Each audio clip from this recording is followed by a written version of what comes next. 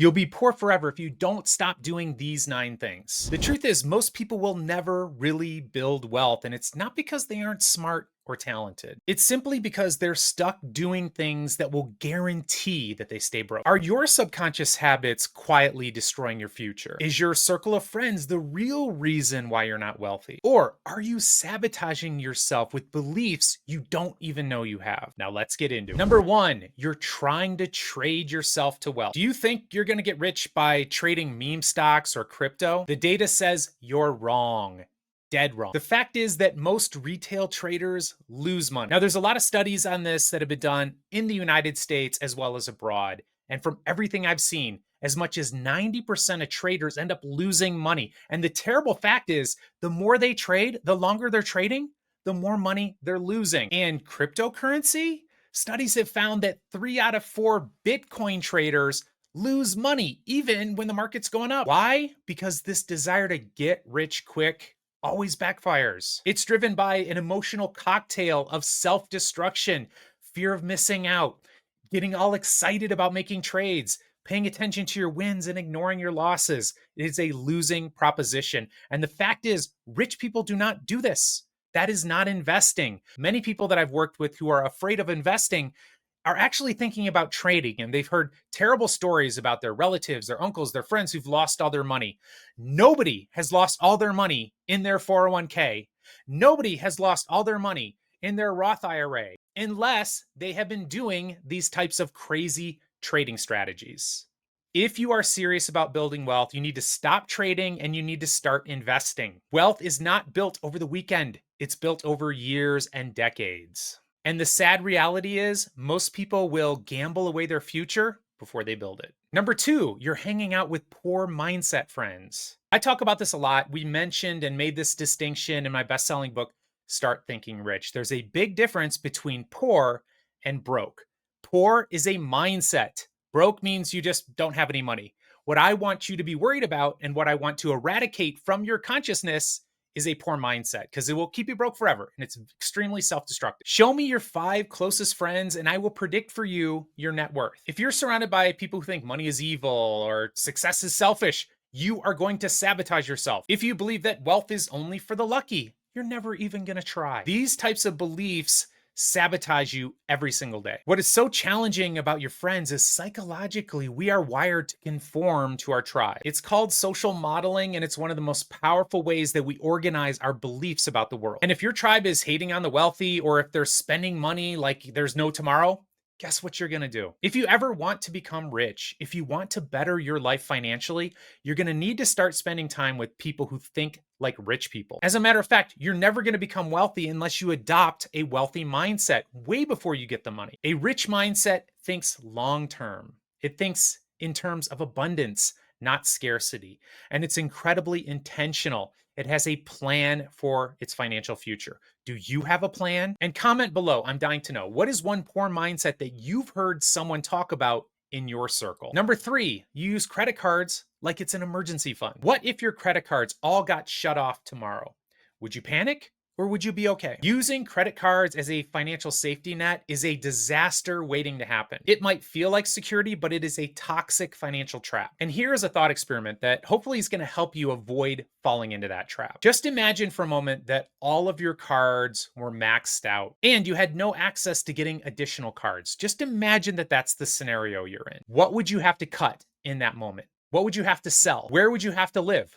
What would you stop doing immediately? And if you're in financial trouble right now, do them now. Don't wait until you rack up a bunch of credit card debt. Using debt as your financial lifeline is just gonna set you up for stress and shame and regret. You're gonna have a big monkey on your back of all this debt that could take you years or even decades to pay off. True peace of mind comes from having an actual emergency fund. Even $1,000 saved puts you far ahead of most people. Wealthy people do not rely on high interest debt from banks to bail them out. They build their own safety net, and you need to do it too. Number 4, you don't pay yourself first. If you don't pay yourself first, you're going to be paying everyone else the rest of your life. This is one of the most foundational habits of the rich. They don't spend and then hope to save and invest what's left over at the end of the month. Nothing's going to be left over. No, they save and invest before they spend money on anything else. And by anything, I mean their mortgage, their bills, their utilities, groceries. When you get your paycheck, you need to set aside money for your financial future and for your goals,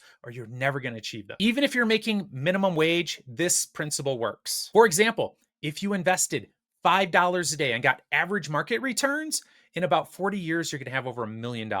It's really that simple. But what do most people do? They get their first job and they design their life around their paycheck.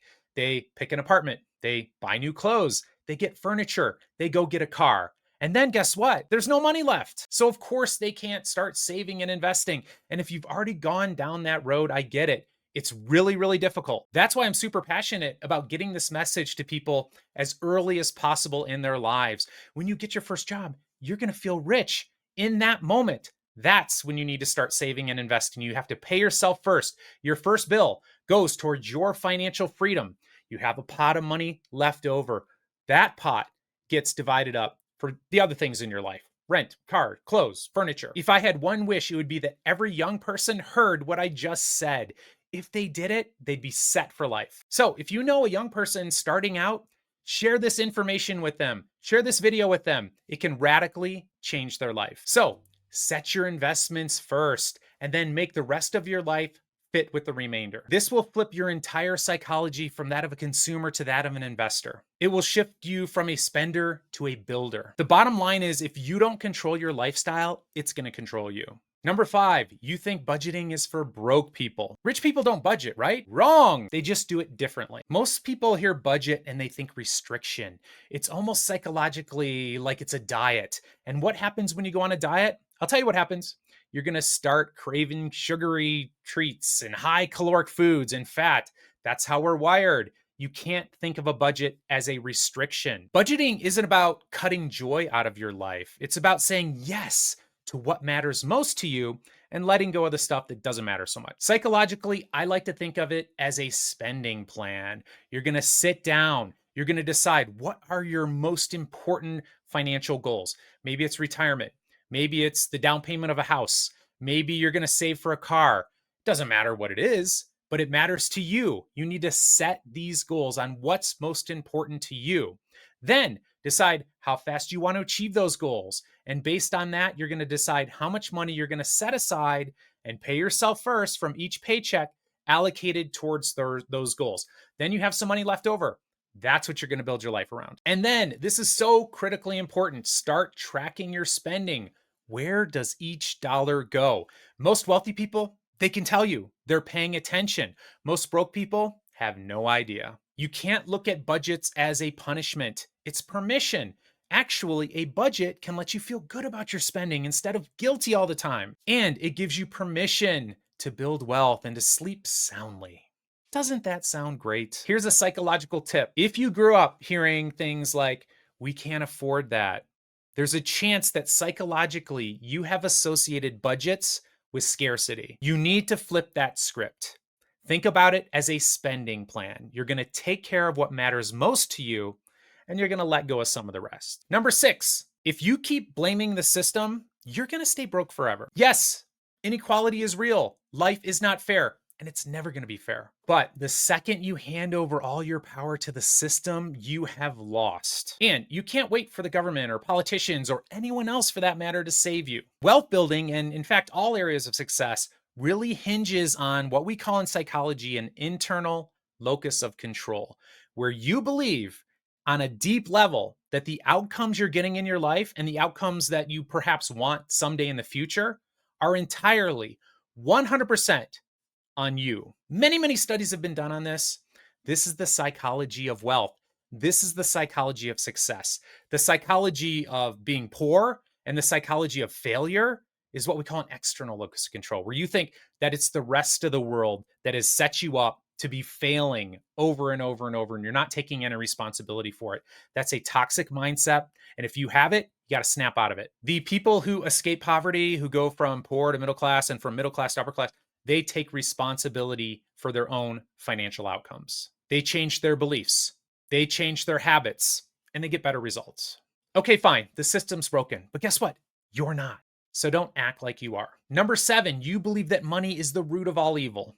If you subconsciously believe that money is evil, you are going to push it away. This is one of the most common self-destructive money scripts I've seen in my research. It usually comes from religious misquotes or a childhood history of trauma, either you experience or your parents or your grandparents. But here's the truth. Money's not good or bad. It just amplifies who you are. If you're generous, having more money can make you more generous. If you're selfish, having more money will make you even more selfish, and having less money will even make you more selfish. Wealth in the hands of good people does good things, period. You're a good person. I'm sure you'd do great with a bunch of money, wouldn't you? Until you rewrite this money avoidance script, you are going to sabotage yourself over and over and over. And chances are you've surrounded yourself with a bunch of people who also believe that money is bad and rich people are evil. It makes it so difficult to better your life when that's your mindset, and that's the mindset of the people closest to you. It may come down to this. You don't actually have a money problem. Maybe you have a money mindset problem. Number 8, and this is a big one, you constantly compare yourself to others on social media. The more you scroll, the more you're gonna feel broke, and it's by design. Stop comparing your life to someone's highlight reel.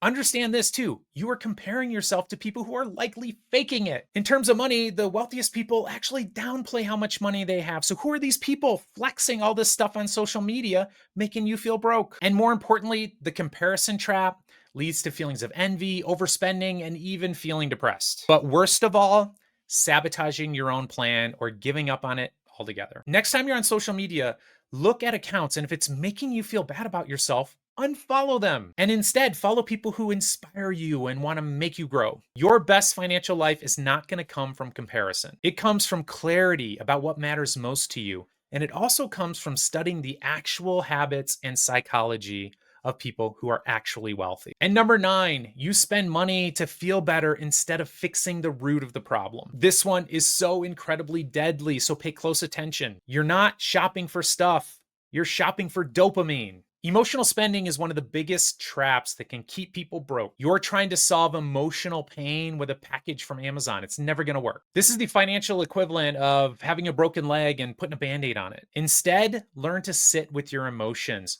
Journal, exercise, meditate, talk to somebody. Get to the roots of what's happening for you emotionally, because there's no amount of money that you're going to spend that's going to fix that. And not only that, you will have dug yourself a hole that leads to more misery. Stop using your credit card to regulate your mood. It's a form of emotional numbing, and it's one of the most common self-sabotaging behaviors I see around money. You cannot out-earn emotional spending. You have to heal it. If you're doing any of these 9 things, you're not alone. But you are in danger of staying broke forever if you don't change. The good news, you can stop right now. It starts with awareness. Make sure to check out the description below for additional resources. I'm Dr. Brad, and I'll see you next time.